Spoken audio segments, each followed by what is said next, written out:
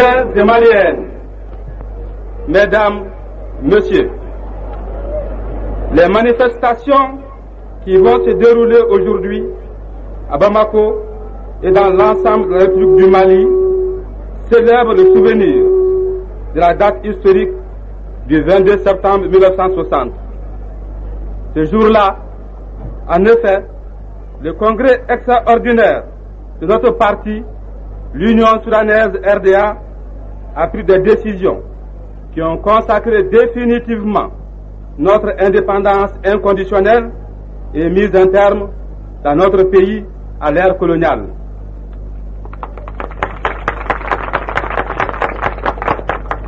Aujourd'hui, à travers notre pays, dans les grands centres comme dans les plus petits villages, des foules enthousiastes vont manifester leur joie avec éclat et exprimèrent ainsi concrètement et avec ferveur leur adhésion totale à notre politique. Bamakoise, la direction de l'Union soudanaise RDA vous salue et vous remercie sincèrement d'avoir répondu nombreux à son appel. Votre présence ici apporte le témoignage de l'attachement du peuple à la politique de progrès et de paix inspirée par notre parti et menée par notre gouvernement. La direction de l'Union soudanaise RDA salue et remercie, au nom du peuple du Mali, nos frères ghanéens et guinéens, venus nous apporter le salut et le soutien des peuples du Ghana et de Guinée. Présents à nos côtés en ces jours de fête, comme ils le furent en des jours sombres, leur présence souligne la solidarité qui règne au sein de l'Union Ghana-Guinée-Mali. La direction de l'Union soudanaise RDA salue les peuples frères des pays de la Charte de Casablanca, dont les représentants ici présents honorent notre manifestation. Enfin, la direction de l'Union soudanaise RDA salue et remercie tous les représentants des pays qui se trouvent à cette tribune et les prie de transmettre à leur peuple le salut fraternel du peuple du Mali. Maliens et Maliennes, les partis et le gouvernement ont tenu à commémorer le premier anniversaire de notre indépendance, le premier anniversaire de notre indépendance inconditionnelle.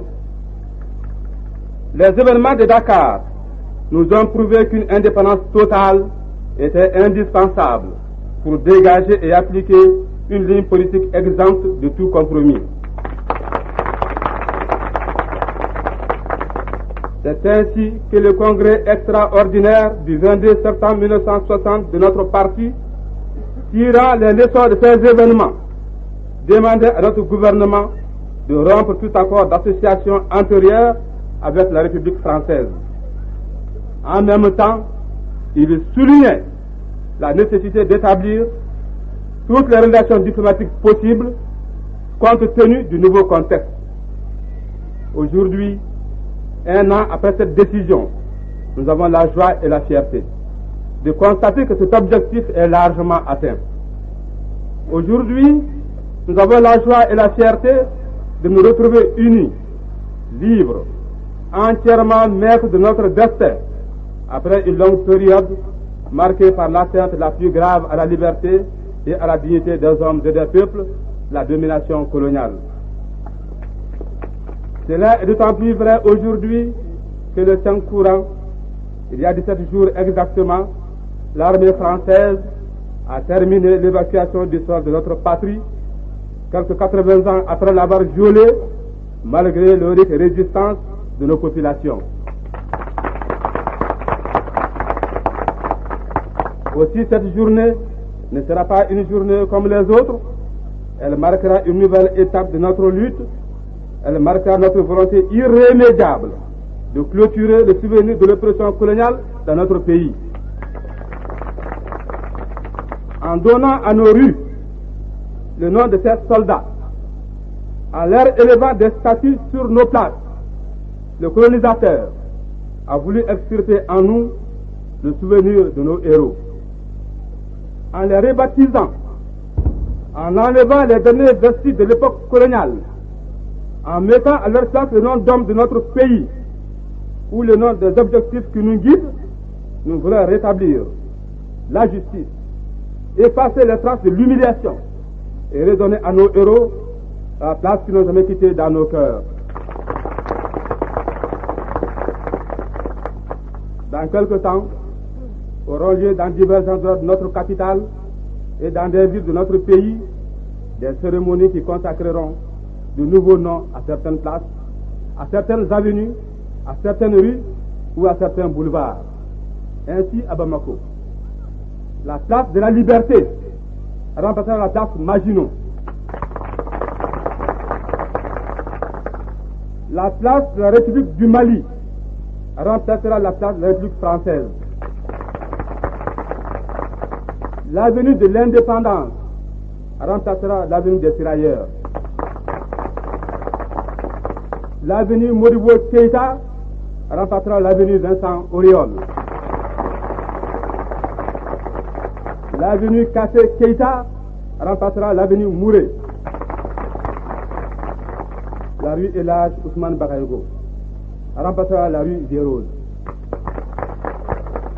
Le boulevard du Peuple remplacera le boulevard Albert Sarraut.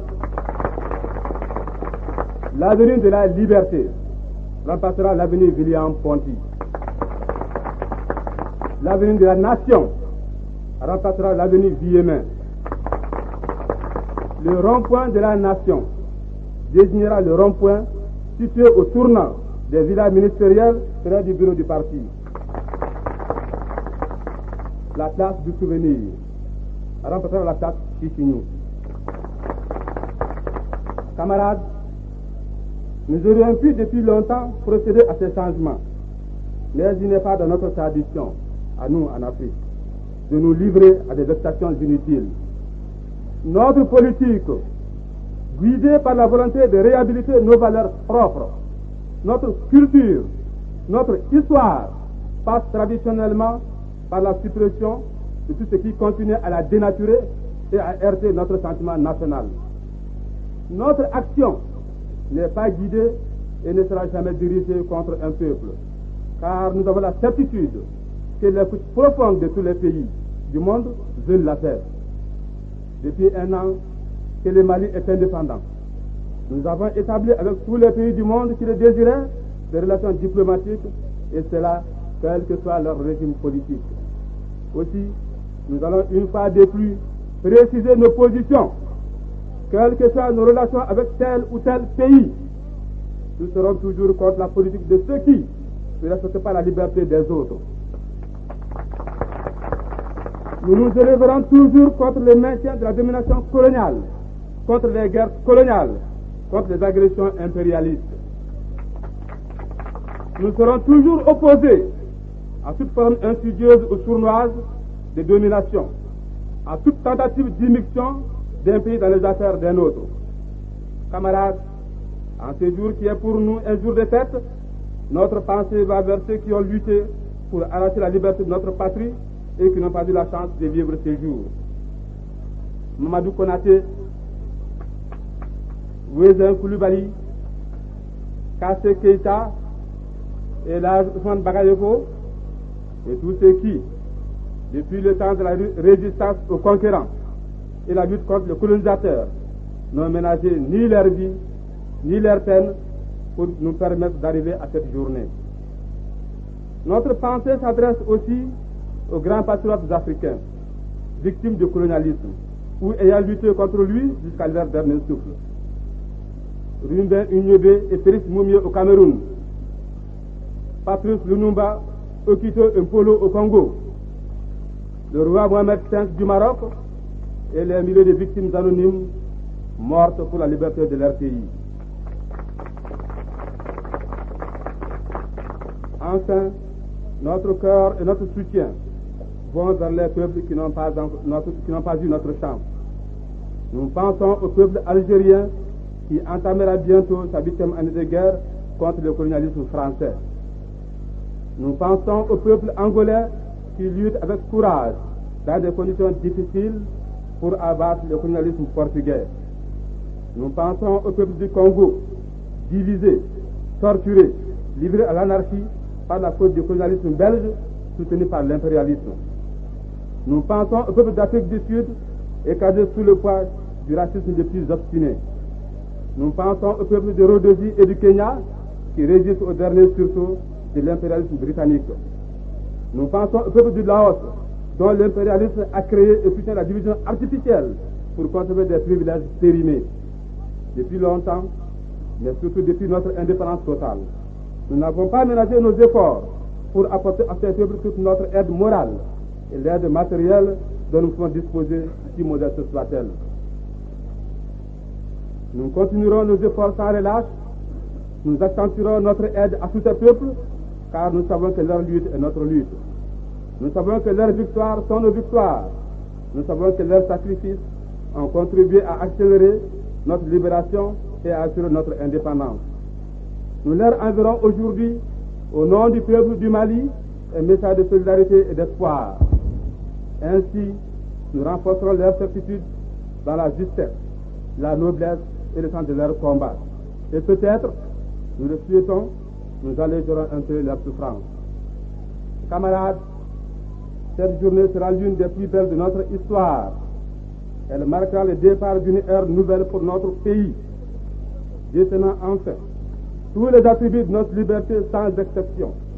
Nous allons travailler à faire de notre pays un pays heureux. Nous allons travailler à faire du Mali un pays construisant dans la terre une société meilleure.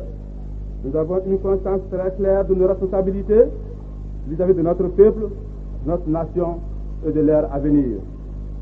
Nous avons une conscience très claire de nos responsabilités vis-à-vis de l'Afrique, de son unité et de son avenir.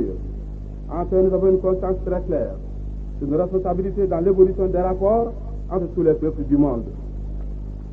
En ce qui concerne l'avenir de notre nation et de notre peuple, nous avons dégagé une politique dont l'action tend vers le socialisme. Ce choix, nous l'avons fait en toute clarté et en toute sérénité. Nous pensons qu'il s'agit de la seule politique conciliant à la fois les traditions communautaires de notre civilisation, les exigences d'un développement économique accéléré, les perspectives d'une évolution sociale harmonieuse. Nous pensons qu'ainsi, nous assurerons pour longtemps un climat d'union, de paix et de progrès au sein de notre pays. Ce choix nous a attiré des difficultés et nous savons qu'il nous en attirera d'autres encore. Mais nous savons que nous vaincrons tous les obstacles parce que nous sommes soutenus par le peuple tout entier qui reprend notre politique comme la sienne et qui répond à ses aspirations et à ses intérêts. Nous serons très fermes sur les principes qui nous guident et si nous tiendrons compte de façon permanente des conditions réelles de notre lutte, nous ne perdons jamais de vue les termes de notre évolution que nous voulons et que nous ferons socialistes. En ce qui concerne notre politique africaine, nous ne ménagerons aucun effort pour assurer le renforcement de l'union Ghana-Guinée-Mali. À ce sujet, nous espérons sincèrement que tôt ou tard, d'autres États africains indépendants ou qui le seront un jour se joindront à nous pour le meilleur et pour le pire. Nous disons aussi que nous désirons entretenir des relations amicales avec les États africains voisins. Nous ne ménagerons aucun effort pour essayer de créer ou de renforcer entre eux et nous les conditions d'une amitié véritable et efficace. Notre seule exigence est que leurs dirigeants pratiquent, dans les faits, une politique fondée sur la véritable solidarité africaine. À ce sujet, nous saluons le peuple frère du Sénégal. Nous savons qu'un jour, il se joindra à nous et nous savons qu'il comprend les raisons de notre politique qui ne s'adresse nullement à lui. Sur le plan international, c'est en fonction de la position des nations ou de leur gouvernement vis-à-vis du problème colonial que nous nous déterminerons. Ainsi que l'a souvent dit notre secrétaire général Modibo Keïta, tant que le système colonial demeurera implanté quelque part dans le monde, nous prendrons fait cause pour nos frères humiliés contre le colonisateur. Notre action internationale déterminée ainsi en premier lieu par la lutte anticolonialiste et anti-impérialiste, se définira ensuite par notre volonté de lutter contre toute l'être vivant. Ainsi, nous serons toujours au premier plan de la lutte contre le néocolonialisme, forme nouvelle d'exploitation des peuples qui furent colonisés, adaptés aux conditions de leur libération politique. Nous ne ménagerons aucun effort non plus pour contribuer à la réunification des pays qui sont restés divisés artificiellement. Ici, conformément aux conclusions de la conférence de Belgrade, nous déterminerons notre position objectivement dans chaque cas suivant la justice et l'intérêt des peuples divisés. Nous soutiendrons fermement et résolument aux Nations Unies la candidature de la Chine populaire dont il est irréaliste et utopique d'ignorer l'existence et le rôle dans le monde. Enfin, dans le domaine du désarmement, nous étudierons toujours avec attention et avec réalisme toutes les solutions qui iront dans le sens d'une diminution de la tension dans le monde. En définitive, la justice, le réalisme et les perspectives de paix et de progrès dans l'évolution du monde guideront notre action qui ne sera jamais ni figée ni dogmatique. Camarades, en pratiquant une politique qui trouve son inspiration dans le peuple, dans ses aspirations et dans ses intérêts, en luttant pour la libération économique de notre pays, nous sommes les artisans de la libération complète de notre peuple. Nous sommes les constructeurs d'une société meilleure, fondée sur notre solidarité traditionnelle, adaptée au monde moderne.